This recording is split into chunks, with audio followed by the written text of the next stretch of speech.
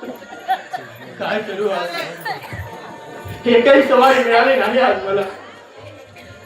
सवारी मिळाली असती 50-100 रुपयाची कमाई झाली असती आणि मी बाजारात जाऊन भाजी आणि अर्धा किलो तांदूळ घेऊन घरी गेलो असतो आणि माझ्या लहान भावाला माझ्या काळजाच्या तुकड्याला मी पोटभर वाढलो असतो.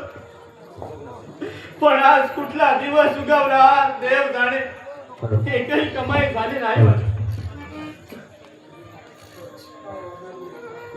काय वाढणार मी आज माझ्या भावाला, काय वाढणार?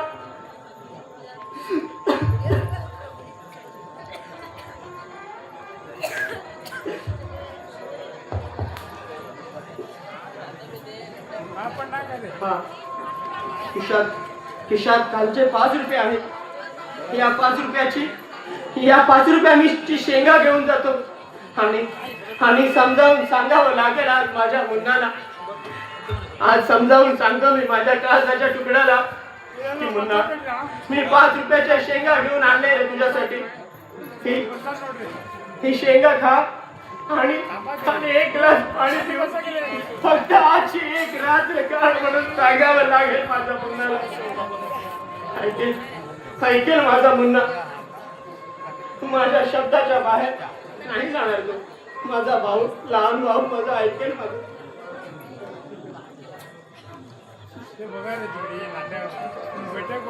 आजच्या रात्रीचा ते प्रश्न आहे. ऐकेल माझा भाऊ. शेंगा घेऊन जातो मी आज. काढील आजची रात्र माझा मुन्ना भाऊ.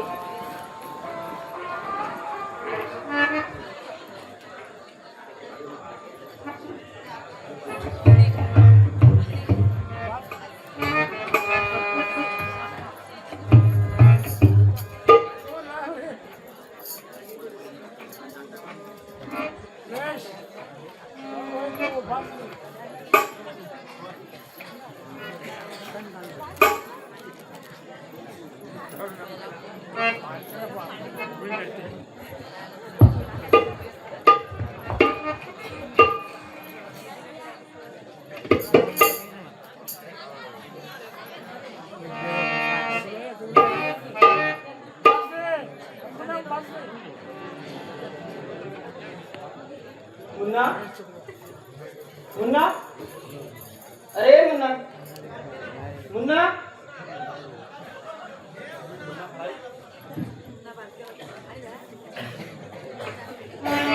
मुन्ना काय झाला नाही अजून. रोज तर मी यायच्या अगोदरच येत असतो, पण आज कसं काय आयला नाही अजून. 7-7:30 वाजायला आले, अजून कसं काय आला नाही. कदाचित शेजाऱ्यांकडे जाऊन बसले असेल, नाहीतर सपनाला माहित असेल. मी सपनाला जाऊन विचारतो.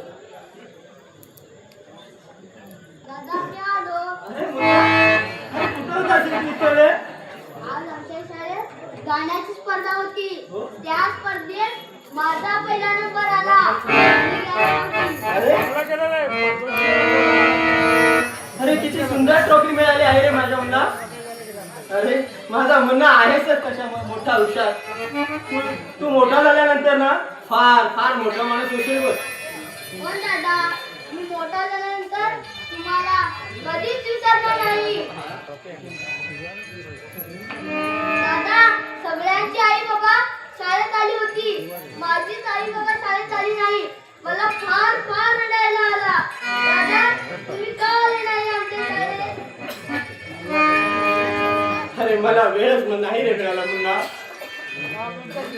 आता दुसऱ्या वेळी आमच्या शाळेत कुठली स्पर्धा झाली ना, नक्की यायचा दादा. मी नक्की येईन. तुझ्या शाळेत ना कुठलाही प्रोग्राम झाला, कुठलीही स्पर्धा झाली ना, तर मी नक्कीच येईन, न विसरता येईन. आणि तुला बघण्यासाठी ना मी नक्कीच येईन माझ्या बाळा. माझा काळजाचा तुकडा आहेस रे तू. प्रॉमिस दादा? हो प्रॉमिस. हे घे बच्चा. दादा, आता मला फार फार भूक लागली आहे. मला जेवायला दे ना. मी बघतो काहीतरी. तू बस बस बसून घे. अभ्यास करत बस.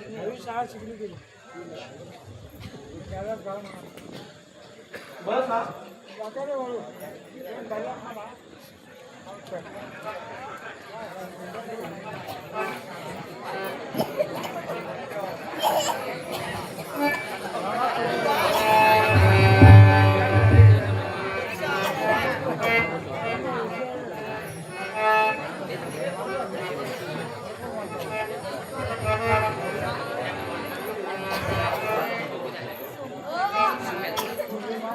दादा दादा काय स्वयंपाक? हे बघ मुन्ना, हे बघ मुन्ना, अरे अरे आज आमच्या घरात स्वयंपाक करायला काहीच नाही आहे रे. असे सगळे डबे आहेत ना, सगळे डबे आहेत ना, ते रिकामे आहेत रे मुन्ना. सगळे रिकामे आहेत. हे बघ, मी शेंगा आणलेला आहे तुझ्यासाठी. ही शेंगा खा आणि एक ग्लास पाणी पिऊन आजची एक रात्र काढे मुन्ना. मी नाही खाणार शेंगा. त्या शेंगांनी माझं पोट भरत नाही. मला जेवणच वाढ. मला फार फार भूक लागली आहे. बघ मुन्ना, हे बघ मुन्ना, असा हट्ट नको रे करूस. मी दिवसभर रिक्षा स्टँड वर जाऊन उभा होतो रे, पण एकही सवारी झाली नाही. मला एकही सवारी मिळाली नाही. असा हट्ट नको रे करू. सवारी मला मिळाली असती ना, जर कमाई झाली असती तर मी तांदूळ आणि भाजी घेऊन येऊन स्वयंपाक करून तुला पोटभर वाटलं असतं रे. पण बोलला, तू असा हट्ट नको रे करूस. फक्त आजची एक रात्री शेंगा घेऊन चाल. आज एका दिवसाचा प्रश्न आहे. मी उद्या परत बस स्टँड वर जाईल आणि दिवसभर रिक्षा घेऊन उभा राहील. आणि माझी कमाई झाली ना, तर मी तांदूळ आणि भाजी घेऊन येऊन तुला पोट भरून वाढेल स्वयंपाक करून.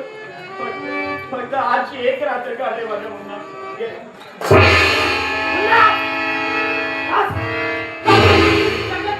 का फेकून दिली तू शेंगाची वाटी? अरे मुन्ना सांग मला, का फेकून दिली तू शेंगाची वाटी? अरे कोठून वाढू मी तुला? कोठून वाढू? घरात एक अन्नाचा कण नाही आणि माझ्या खिशात एक रुपया सुद्धा नाही. कोठून वाढू मी तुला? सांग मुन्ना, कोठून वाढू मी तुला? अरे अरे मला तू समजून का घेत नाही? सांग मुन्ना, मला तू समजून का घेत नाही?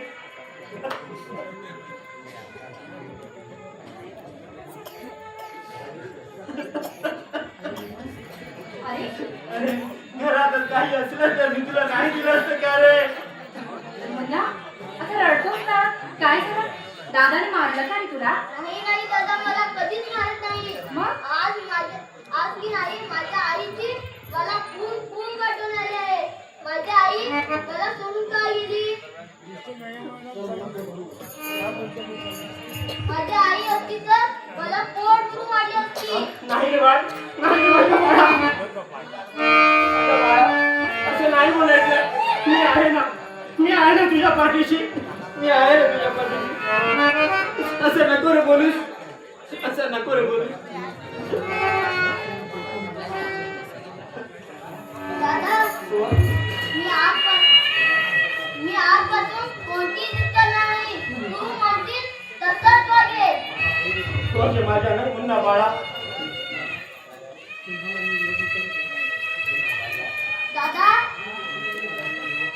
दादा, मी तुम्हाला विचारू का? हा, विचार ना बाळा. दादा, उद्या आमच्या शाळेत माझी परीक्षा फी भरायची आहे. तू देशील ना मला उद्या पैसे? परीक्षेची फी ना? देईन मी तुला उद्या परीक्षेची फी. देईन मी तुला. दादा, मी खूप खूप अभ्यास केली. खूप मोठा माणूस होईल. खूप पैसे कमीन. त्याच्यानंतर आपली गरिबी दूर होईल ना दादा. आपल्याला कधीच उपाशी राहायला लागणार नाही दादा. नाही रे माझ्या मुन्ना बाळा, नाही.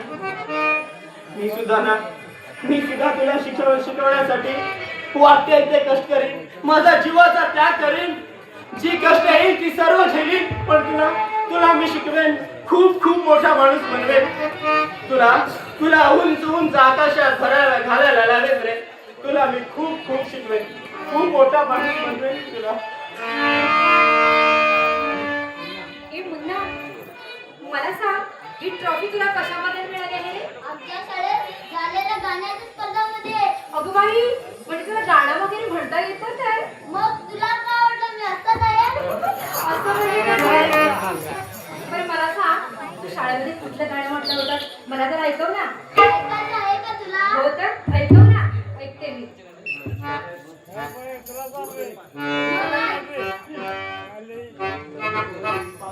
गोरी गोरी पान फुलासारखी छान,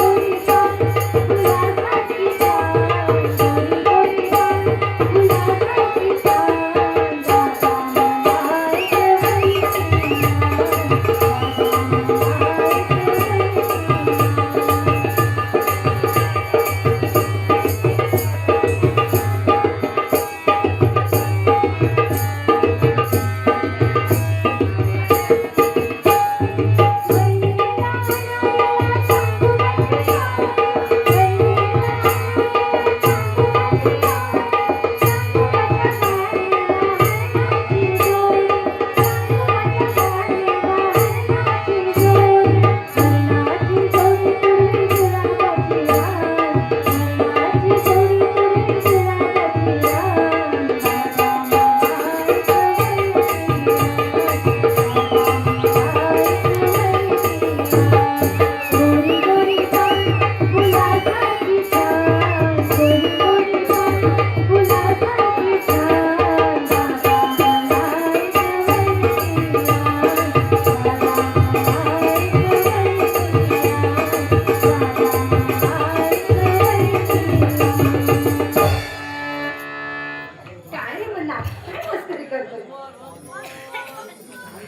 किती छान गाणं म्हटलंस तू ना.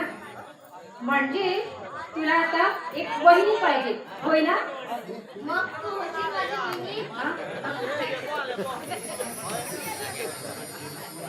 अरे मुन्ना, तू हल्ली फार बोलायला लागला.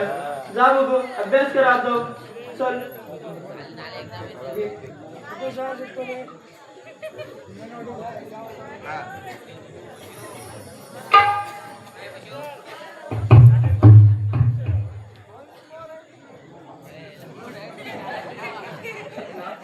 हे बघ, माफ कर दे माझ्या भावाला. लहान तोंडी मोठा घास घेतलाय त्याने. अरे असं काहीतरीच काय बोलतो आहेस?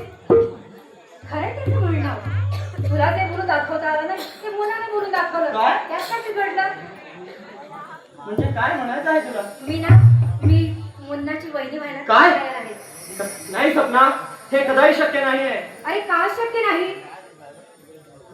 अगं, ज्याच्या जीवनाचा टायरच फाटलेला आहे, जो माणूस स्वतःच्या जीवन रथाचा टायर शिवू शकत नाही, तिथं तुझी नवी जबाबदारी कशी घेऊ? म्हणजे मी जबाबदारी वाटते का रे तुला? हे बघ सपना, मला समजून घेण्याचा प्रयत्न कर. मी आयुष्यभर लग्नच न करण्याचा विचार घेतला. राज, अरे का असा निर्णय घेतलायस तू? सांग ना. का म्हणून विचारू नकोस. अरे का विचारू नये? सांग ना, का विचारू नये मी? हे आपण एकाच गावात असून सुद्धा डोळे पण कधी माझ्याशी बघितला सुद्धा नाहीस तू. आणि आणि असा निर्णय काय घेतला तू सांग ना. अरे काय मी तुझ्यावर प्रेम करते राज.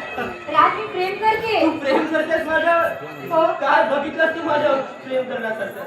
अगं, एक बेरोजगार सुशिक्षित माणूस स्वतःच सांभाळ करण्यासाठी, स्वतःचं जीवन चालवण्यासाठी, लहान भावाची जबाबदारी पाळण्यासाठी रात्रंदिवस रिक्षा चालवतोय. हे बघितलंस तू माझ्या? राज नाही सपना, नाही. मी अशा भावनांना फार फार दूर गेलो आहे. मरून पडल्या आहेत त्या माझ्या साऱ्या भावना. भावना शून्य झालेला माणूस म्हणून जगतो आहे मी या जगात. आणि माझ्या हृदयात फक्त एकच आहे, फक्त माझ्या मनाची जागा. आणि माझ्या मनाची जागा कोणीच देऊ शकत नाही. राज माझ्या मुलाला मी फार फार शिकवेन, फार मोठा माणूस बनवेन. आणि सपना, मी तर तुझ्याकडच्या नजरेने बघितलं सुद्धा नाही ग. हो अगदी बरोबर आहे तुझं म्हणणं. अरे आपण दोघं एकाच गावात असून सुद्धा कधीच तू माझ्याकडे त्या दृष्टीने कधी पाहिला सुद्धा नाहीस. आणि म्हणूनच मला तू आवडतोस, तुझं मन आवडतं, तुझ्या भावना आवडतात मला. आणि म्हणूनच मी तुझ्यावर प्रेम करते. तू मला फार आवडतोस राज. नाही सपना, नाही. स्वतः उपाशी राहून गुलामासारखे जीवन जगणार आहे माझ्यासारख्या तरुणानं का लग्न करून काय देणार आहे मी उद्याच्या पिढीला? दुःख, दारिद्र्य, यातना, नाचण. अगं जेव्हा अन्न म्हणून मराठी पाळी येईल तेव्हा भिकेचा कटोरा घेऊन फिरणारी माझी मुलं, अगं भिकेचा कटोरा घेऊन फिरणारी माझी जन्म दिलेली मुलं मला विचारतील, बाबा आम्हाला खायला घालायची तुमच्या रेपत नव्हती तर कशाला जन्माला घातलं आम्हाला? बाबा कशाला जन्माला घातलं? तुम्ही आम्हाला कशाला जन्माला घातलं बाबा? जन्माचा क्षणी आमचा वेळा कुठून आम्हाला ठार का मारलं नाही बाबा? अशी माझी जन्म दिलेली मुलं मला विचारतील, मग मी काय उत्तर देऊ त्यांना? सपना, मी काय उत्तर देणार आहे त्यांना? सपना म्हणून म्हणतोय मला नको आहे बायको आणि नको आहे मला मुलं. कारण त्यांना सांभाळायची लायकी आता माझ्यात नाही आहे ग. माझ्या जीवनाची रिक्षा अशा दारिद्र्याच्या चिखलात पसरलेली आहे की ते आता कधी वर येईल असं वाटत नाहीये मला. माझी एकच इच्छा आहे आणि ती म्हणजे माझा मुन्ना. काय वाटतंय ते झालं तरी चालेल आणि किती कष्ट सोसावे तरी चालेल, पण माझ्या मुन्नाला मी शिकवेन, फार फार शिकवेन आणि खूप खूप मोठा माणूस बनवेन. हे तो मी सपना. कामराज कुठे निघाला? दवाखाना? का म्हणून? अरे कशासाठी जातोय तू दवाखान्यात? अगं तुला माहित आहे ना, गेली 3 वर्ष झाली आमची शेती नाही पिकली म्हणून 5 वर्षांसाठी शेती गहाण ठेवून मी एका रिक्षा खरेदी केला आणि वाटलं होतं माझ्या लहान भावाचं आणि माझं रिक्षा चालवून मी पोट भरून, पण या लहान गावात धंदा कधी होतच नाही ग. आजच तू पाहिलं ना, आताच माझा भाऊ गायनाच्या स्पर्धेतून प्रथम बक्षीस घेऊन या घरात माझ्या घरात उड्या मारत येतोय आणि म्हणतोय, दादा मी पहिलं बक्षीस आणलंय आणि मला फार फार भूक लागली आहे दादा, मला जेवायला वाढ म्हणून. मग सांग सपना, सांग मी काय करायला पाहिजे होतं? सांग.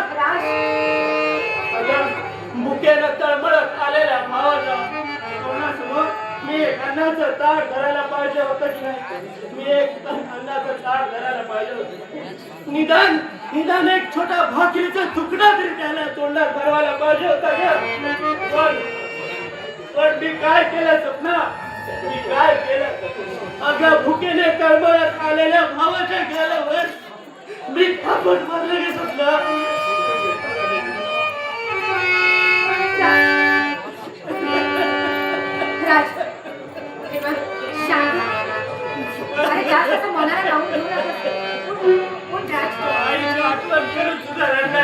समोर मी कुठं फिरणार आहे हे पाप सुद्धा कुठं फिरणार आहे राज, हे, मला सांग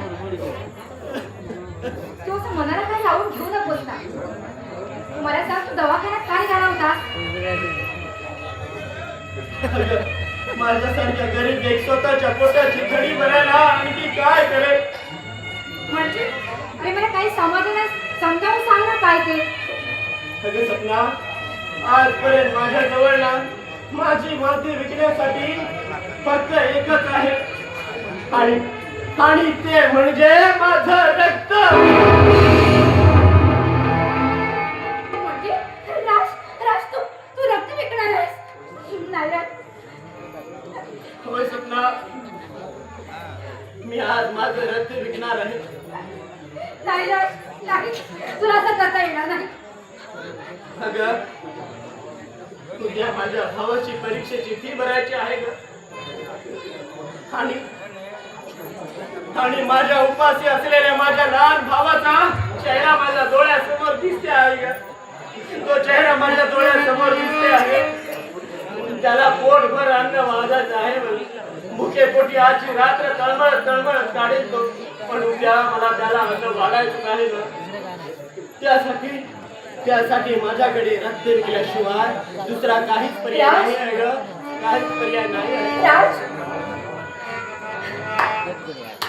वा रे वा भाऊराया. या जगात स्वतःच्या मुलासाठी आपल्या प्राणाचे त्याग करणारे खूप आई वडील बघितले होते. पण एवढ्याशा छोट्याशा भावासाठी प्राणाचा त्याग करणारा तुझ्या रूपात आज देव पाहते मी. खरंच अभिमान वाटतोय तुझा. नाही सपना, नाही. हे माझं कर्तव्य आहे. मी माझ्या लहान भावाची जबाबदारी घेण्यास, त्याला पोट भरून अन्न किंवा त्याच्या शिक्षणासाठी मी वाटेल ते कष्ट सोसायला तयार आहे.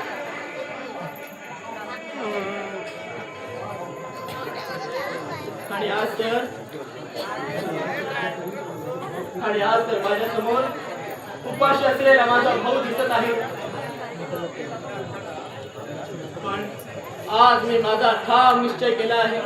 काय वाटेल ते झालं तरी चालेल, पण माझ्या भावाला मी खूप खूप शिकवेल, खूप मोठा माणूस बनवेल. वा राज, वा. अरे तुझ्या या शब्दाने हाच माझ्या मनाला अगदी मोहून टाकलं असतं. सपना, काय बोलते आहे? आता हे बघ, आता पुढचा काही विचार करायचा नाही. तुझं जे सुख आहे ना तेच माझं सुख. तुझ्या या पुढच्या सुखदुःखात मी सुद्धा तुझी वाटे करून होईल. मुद्दा शिकून खूप मोठा व्हावा असं तुला वाटतंय ना? अरे या जगात त्याने स्वतःचं स्थान निर्माण करावं असं तुला वाटतंय ना? मग राज, आज मी तुला वचन देते, तुझ्या प्रत्येक सुखदुःखात मी तुझी भागीदार होईल. आणि जोपर्यंत मुलाचं शिक्षण पूर्ण होईल, तो मोठा माणूस होत नाही, तोपर्यंत मी तुझ्या जीवनात आल्यानंतर स्वतःला बाळ होऊ देणार. हे माझं तुला वचन आहे. नाही सपना, असा काहीतरी भलता विचार करू नकोस तू. मला वाटतं तू त्यात म्हणजे तुझ्या वडिलांशी, तात्यांना जरा तरी विचारेस त्याच्याबद्दल. नाही राज, याचा मी पूर्ण विचार करून निर्णय घेतला आहे. मी लग्न करेन तर तुझ्याशीच. नाही सपना, तू अशाने हा निर्णय घेऊ नकोस. तू तुझ्या वडिलांना, तात्यांना एकदा तरी विचारून बघ. सपना मी घेतलेला निर्णय तो मला मान्य आहे. तात्या तुम्ही होय, तुमच्या दोघांचं बोलणं मी ऐकून ऐकलं आणि मी इथं आलो राज. आणि हे काय आज तू बोलतोयस ना ते पण खरं आहे.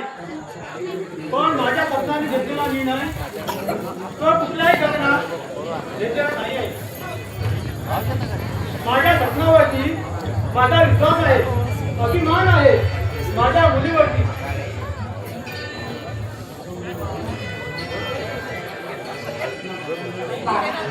बाबा तुम्हाला खरंच मान्य आहे ना माझा निर्णय? मला किती आनंद वाटत आहे ऐकून.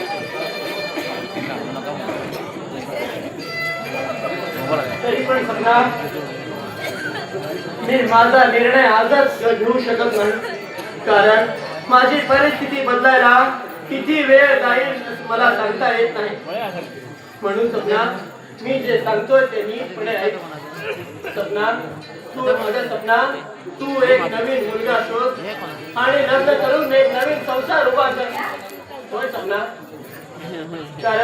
कारण या गरिबीच्या दबदबच्या आधी मी तुला आणि गडबड देऊ शकत नाही.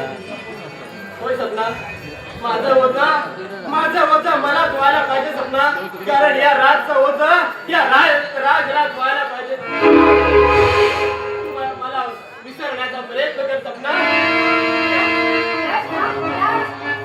राज, नाही राज, मी माझ्या राजा कधी सोडणार नाही बाबा. जीवनाच्या अंतापर्यंत मी त्याची वाट पाहत राहील. हो बाबा, मी वाट पाहत राहील.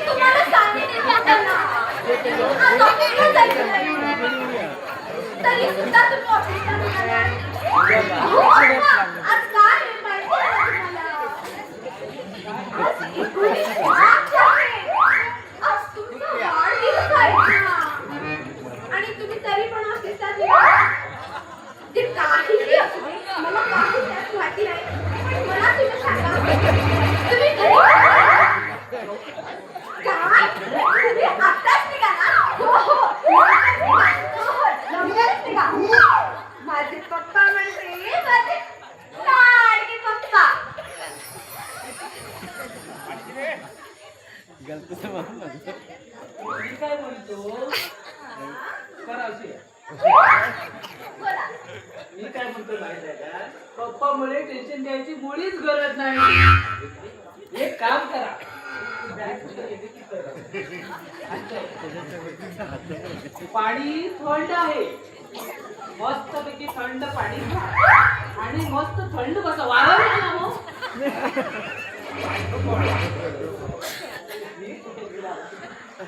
बरं बरं, तू कसा सांगतो ना तसाच करते मी. हा हा बरं. आता तरी झालं ना. होय. काय म्हटले पप्पा? द्या. श्याम, आवाज येते की गं? सगळं पाहिजे तुला. काय होत आहे? श्याम, मी माझ्या बेडरूम मध्ये जाते. हा हा बरं ताई. हो ताई, थांबा. आठवण काय नाही. झालं? ते हो बा आमचा विवेक साहेब आज आहे रूम मध्ये आहे. काय काय तो विवेक आणि माझ्या बेडरूम मध्ये. विवेक, माझ्या बेडरूम मध्ये काय करत आहेस तू? लवकर बाहेर ये. तू माझ्या बेडरूम मध्ये काय करतायस? विवेक, लवकर बाहेर ये.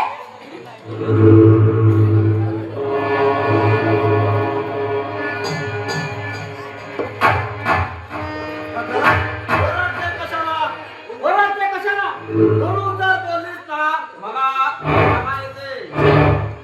अरे अरे, तू मला सांग, तुझी हिम्मत तरी कशी झाली माझ्या बेडरूम मध्ये घुसण्याची?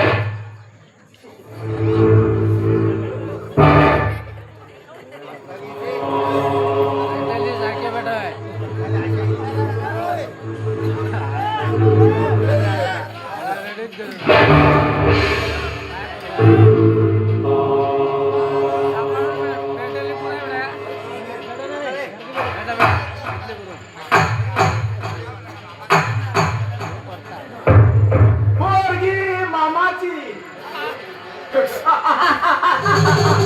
पोरगी मामाची मोठ्या कामाची. मी तुला कितीदा सांगितलं, तुझं हे असं बोलणं ना मला अजिबात आवडत नाही. बरोबर आहे, बरोबर आहे. ताजी ताजी कॉलेजवरून आलेली आहे ना तू. हाय, ऊन जरा जास्त आहे. तुझा डोका जरा थंड श्याम, अरे हे श्याम.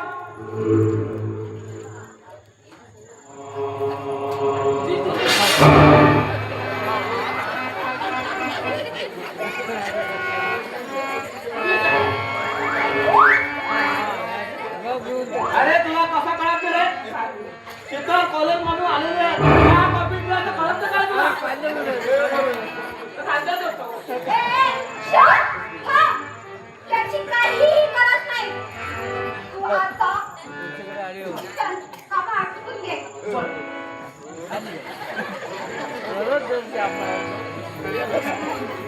ए डार्लिंग, डार्लिंग. ए डार्लिंग. हा, का ग? 440चा वोट लागला का तुला?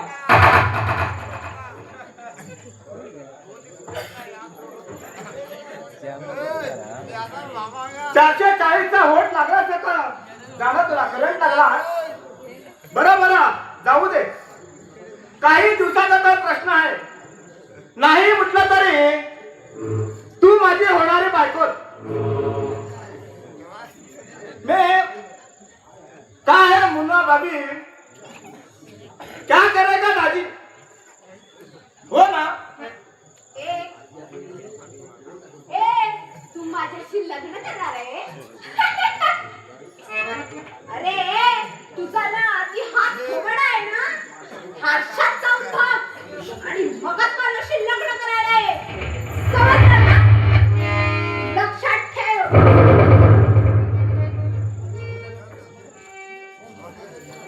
समजलं की नाही?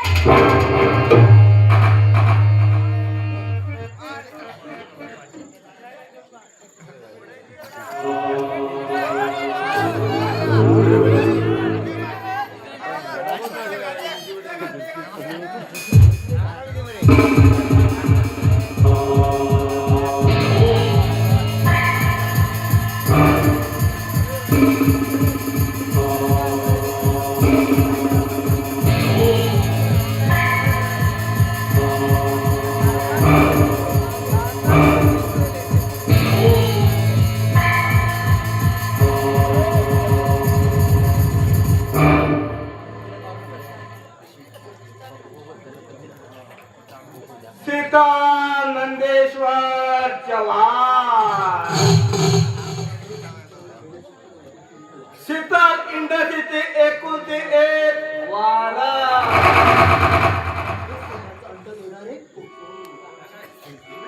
म्हणजे सोन्याचा अंडा देणारी कोको.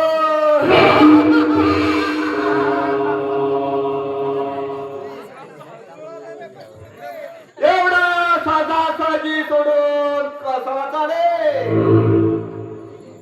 अगं मी तुझ्या वडिलांवर म्हणजे माझ्या मामावर माझ्या इमानदारीचे असा काही विश्वास टाकला त्याचा फळ तुला मी माझी करून घेणार.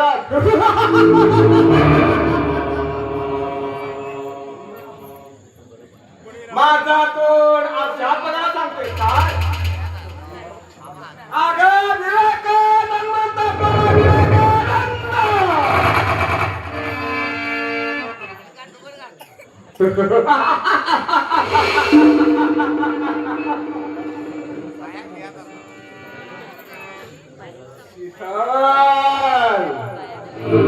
कठोर शब्दाचा धाका काटेला आहे तू आता. माझ्या सहनशीलतेची मर्यादा संपलेली आहे आता. मी एकदम राक्षस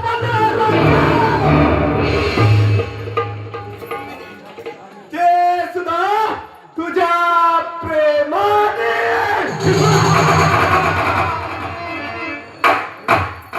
शीतल कोण सुगंधी नसतात, फक्त सुगंध घेण्यापुरता.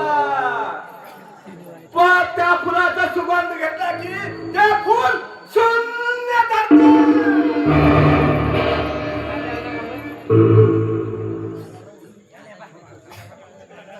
ते फुल पायाकडे टाकून मस्करा टाकलं.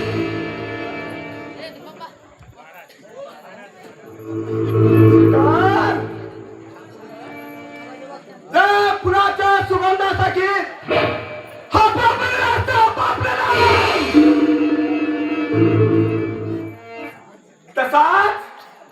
तसाच मी तुझ्या प्रेमासाठी आपापलेला.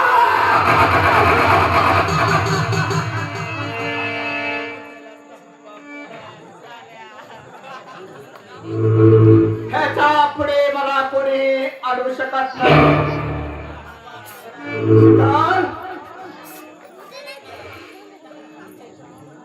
विवेकानंद म्हणतात मला विवेकानंद. शीतल माझ्या भावना तुझ्या पुढे धावत धावत जात आहे आणि तू माझ्या नजरेतून दूर दूर जात आहे. का शीतल? अगं शीतल, तुझ्या यौवनासाठी तुझ्या मिळण्यासाठी पंख तुझ्या पक्षासारखं माझा मान केलाय. तुझा यौवन घेऊन माझी खूप कुठे यापुढे मला कोणी अडवू शकणार नाही.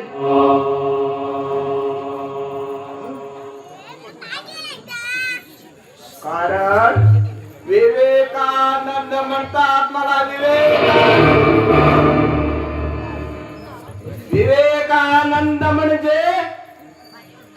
विवेकानंद म्हणजे दानाचा सागर आणि तत्वाचा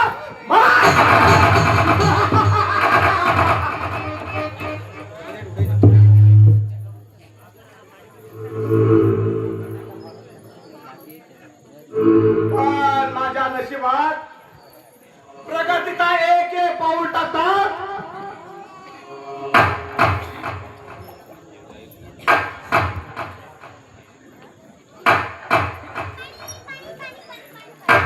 कंपनीचा मॅनेजर झाला असतो. माझा फक्त म्हणजे फक्त एकदाच ह्या गावाचा ह्या संपत्तीचा हा जाऊन कसा पडतो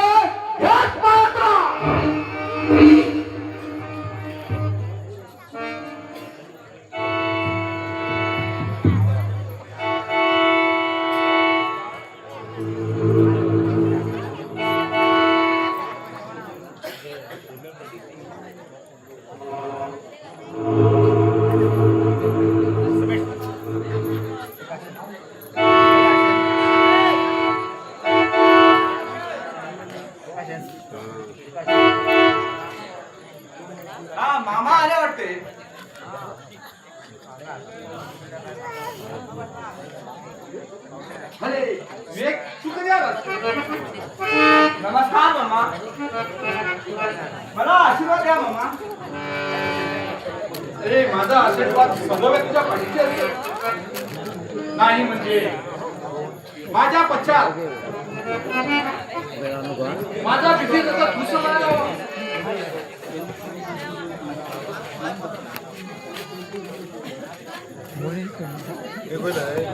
तुम्ही काही टेन्शन घेऊ नका मामा.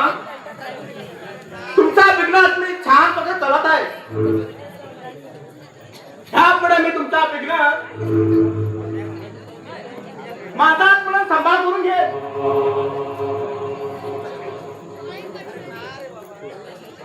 थोडं नाही समजलं तुमच्याकडे विचारून घे मी.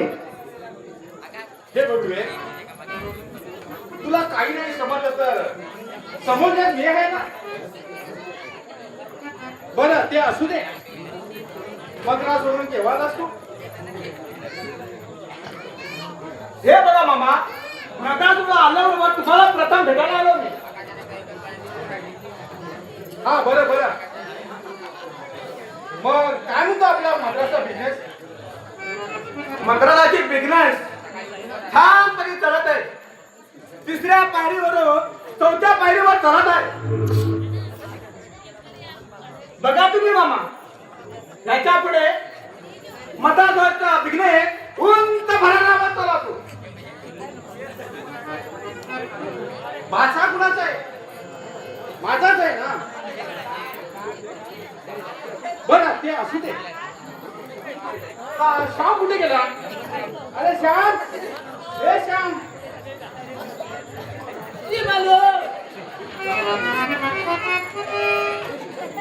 अरे शीतल कुठे आहे? बरं माडीवर आहे.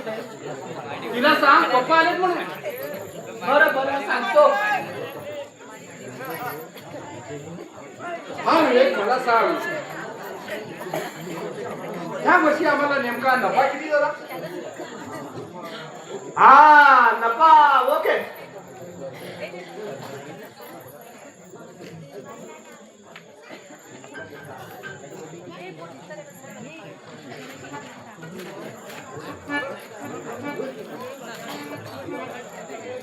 हा हे बघा,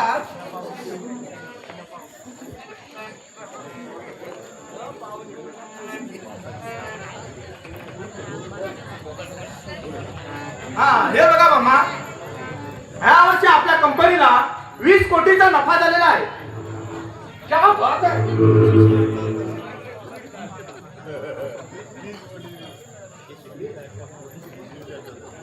पण थोडा प्रॉब्लेम आहे मामा.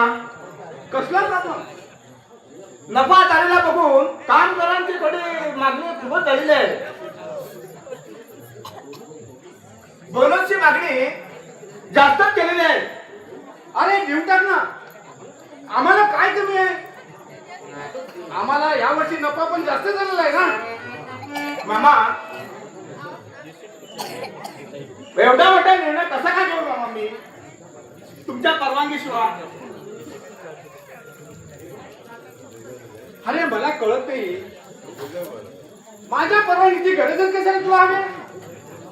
अरे तुझ्यावर माझा पूर्ण विश्वास आहे. मामा, विश्वास त्याचा प्रश्न नाही मामा. मी काय म्हणतो मामा, ह्या कंपनीची तुलना किती केली तर थोडीच आहे. आमची कंपनी आता नंबर 1 झालेली आहे. नंबर 1. काय सांगतोस मी?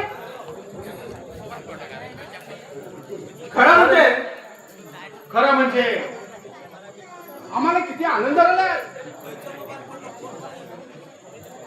आज मला खरं वाटलेलं आहे की मी जरी नसलो तरी तू आमची फॅक्टरी चांगल्या तऱ्हेने चालवत असा. म्हणून मला तुझ्यावर पूर्ण विश्वास आहे. म्हणूनच तर आज आपली फॅक्टरी जिवंत आहे. म्हणून तुला मी सांगतोय, मी तुझ्यावर पूर्ण विश्वास करतो. आणि मला जास्त काय सांगू नकोस आणि जास्त विचारूही नकोस. आणि ते चेक इथं आण. मी काही न विचार करता त्या चेकवर सही करतो.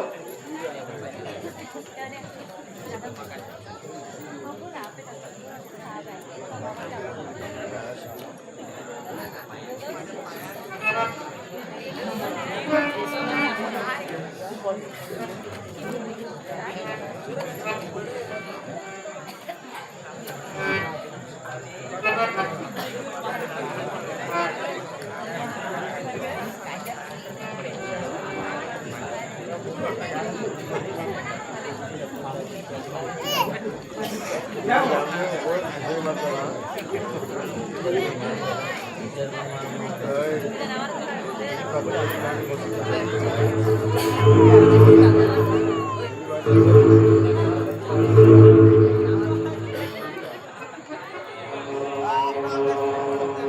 हे बघ विवेक, मला आता विचार करण्याची काही गरज नाही. मला तुझ्यावर पूर्ण विश्वास आहे. हे बघ विवेक, 50 लाखाचा चेक आहे. 50 लाखामधून माझ्या कर्मचाऱ्यांना 30,000 रुपये द्या. बोनस म्हणून घेऊन टाक आणि तोही खुशी खुशीने दे. हा, पण हा श्याम कुठे गेलाय? अरे श्याम, अरे श्याम,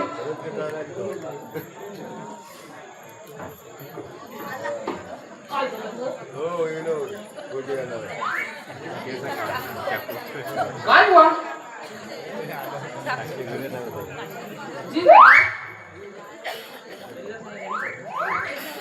हो साहेब, तुम्हाला काहीतरी माहित आहे की नाही? आपली शीतलताई आहे ना, ती तुमच्यावर खूप खूप रागावलेली आहे. काय रे बुवा? होय, हे मला माहित नाही बाबा. खूप म्हणजे काय, खूप रागावलेली आहे. खूप रागावले? काय रे? भयंकर म्हणजे काय, भयंकर भयंकर रागावलेली आहे. मग काय ते तुम्ही जाऊन बघा, मला का विचारता?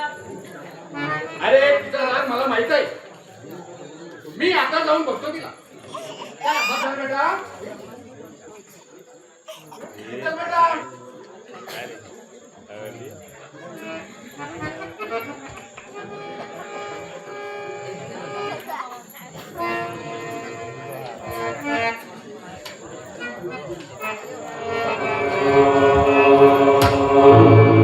बोला रे बोला, बोला रे मामा बोला.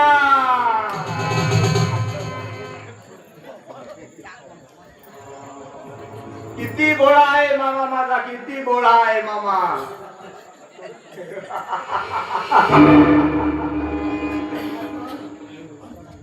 म्हणतात ना,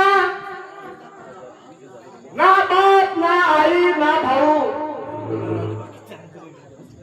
हाचा पक्का चांगला रिलेशन म्हणजे हा पैसा.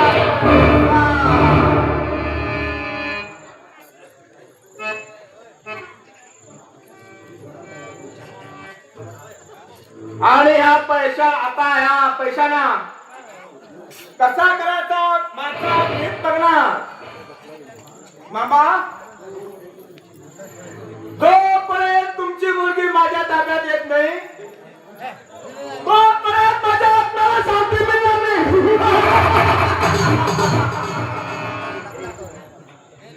एक वेळ का शीतल माझ्या ताब्यात आली ना, ह्या संपत्तीचा मालक मी.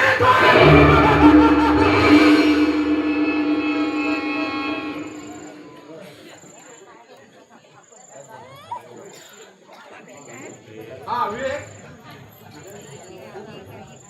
तू गेल्यानंतर मला फोन कर आणि परत काही पाहिजे असेल तर मला सांग.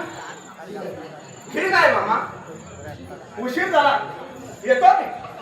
मला आशीर्वाद द्या मामा.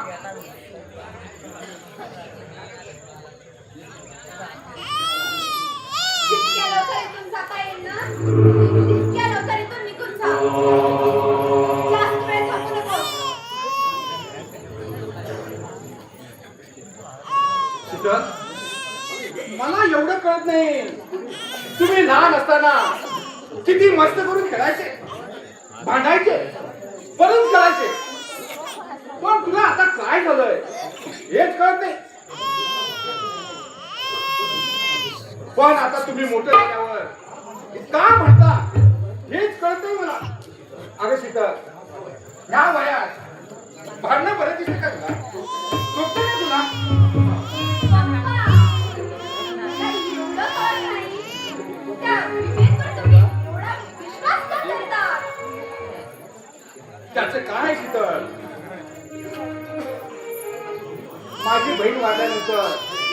ह्या विवेकला मीच नानाचा मोठा केला.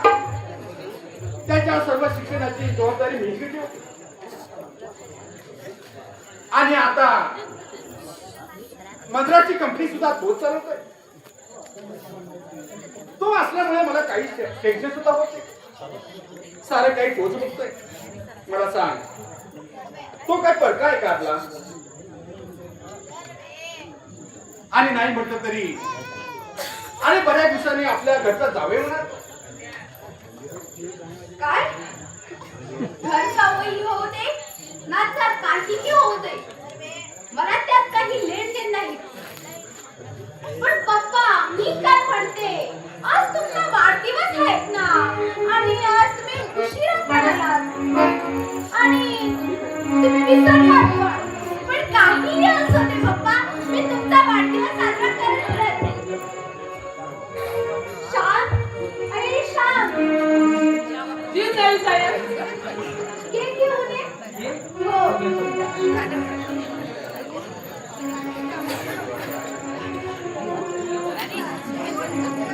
लवकर घेऊन ये.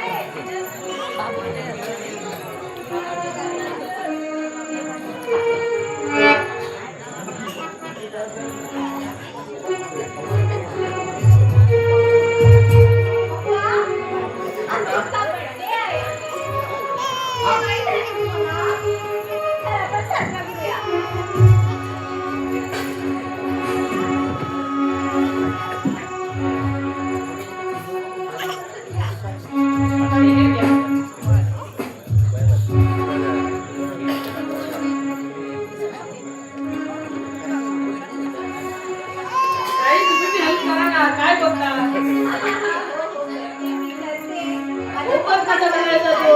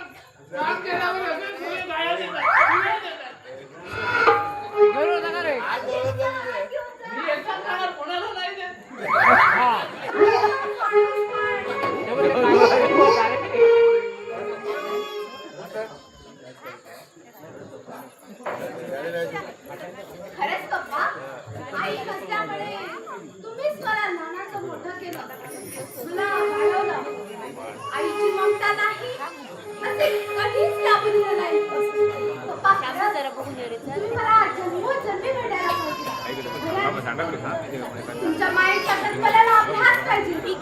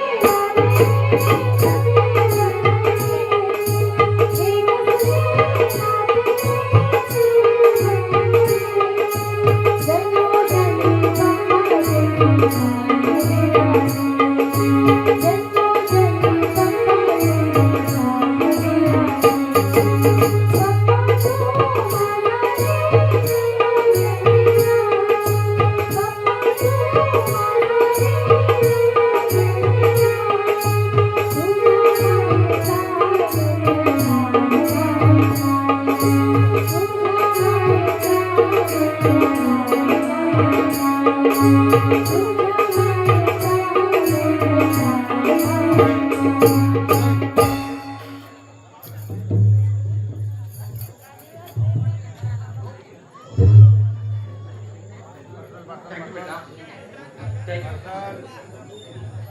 Love you so much, Papa. बरी आठवण झाली. काय झालं? आणि चांगलीच आठवण झाली. काय झालं, पप्पा? मी तुला बऱ्याच दिवसापासून विचारतो सांगा. पण तुला आज अगं ते गार्डन आहे ना त्याच्या पाठीमागे ते ब्रिज आहे ना त्या ब्रिज वर बसून एक तरुण मुलगा रोज आपल्या बंगल्याकडे बघत असतो. सारखं टकमक बघत बसतोय. कशा करता बघतोय का बघतोय काहीच कळत नाही त्याचं. बेटा तू त्याला ओळखतेस काय? पण पप्पा, मी त्याला पाहिलं नाही. आणि सरळ कोण करता माणूस? मला माहिती नाही. पण रोज एक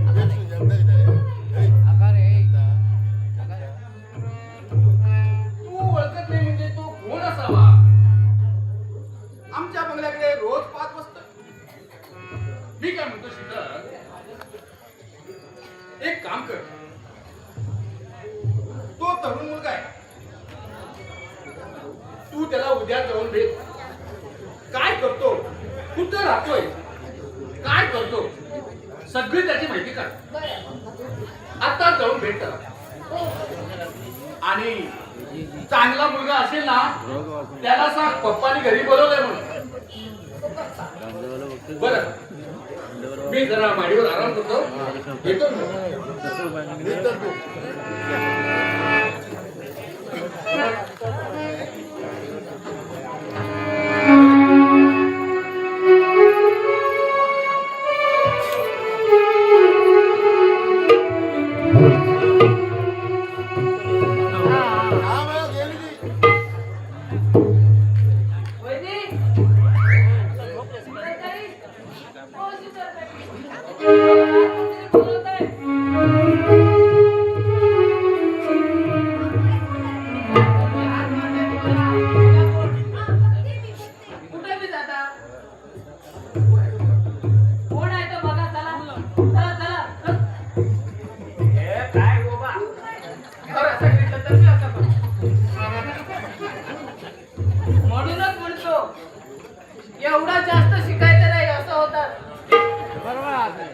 सिंपल साधी गोष्ट आहे. कशाला एवढा त्रास घ्यायचा? सरळ सरळ जायचं आणि त्याला सरळ विचारायचं, तू आहेस तरी कोण? आमच्या बंगल्याकडे चोरून चोरून आहेस तरी कोण तू? चोर आहेस काय? आणि चोर असेल चोर तो चोर आहे म्हणेल काय? काय? आणि ही आता गेली बघा, ही त्याला भेटायला जाते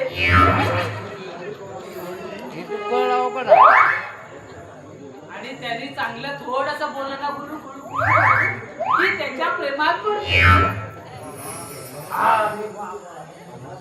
आम्हाला कशाला हे सगळं बघून ना मला माझ्या प्रेमाची आठवण येते. मला गंगूची आठवण येते. अगं गंगू कशी आहेस गं तू? कोणकोण दिवस झाले तुला भेटलो नाही. जडला या जीवा येऊ दे तुला किवा, जडला या जीवा येऊ दे तुला किवा, प्रीतीच्या पाकरा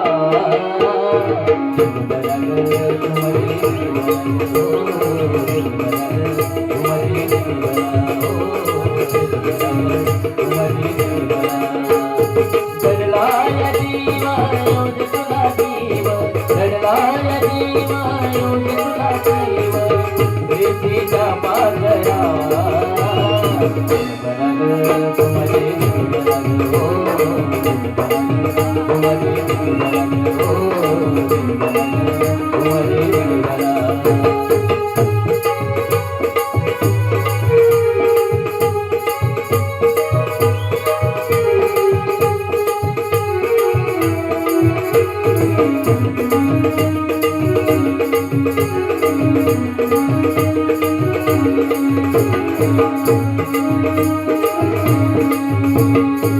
पाहुणे असले सकाळ जात बसलेस, तुम्हाला तिकडेच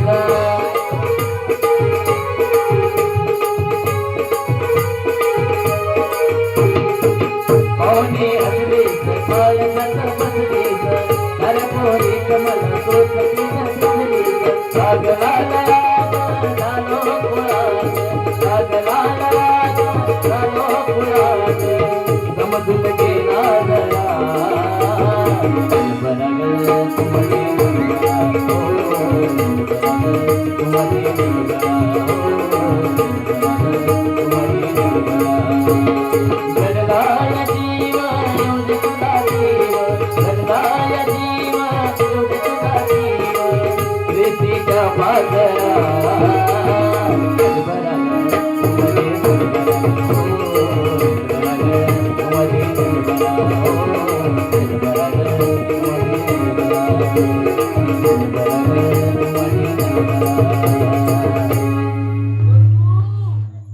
गंगू जाम झालो ग. आयो यो. आयो यो. बरीच कामं पगारात पडली. तू काय रोज लागणार नाही. ना भांडी घासणार नाही. चालू बाबा. आयो यो. चालू. हे गेला ग.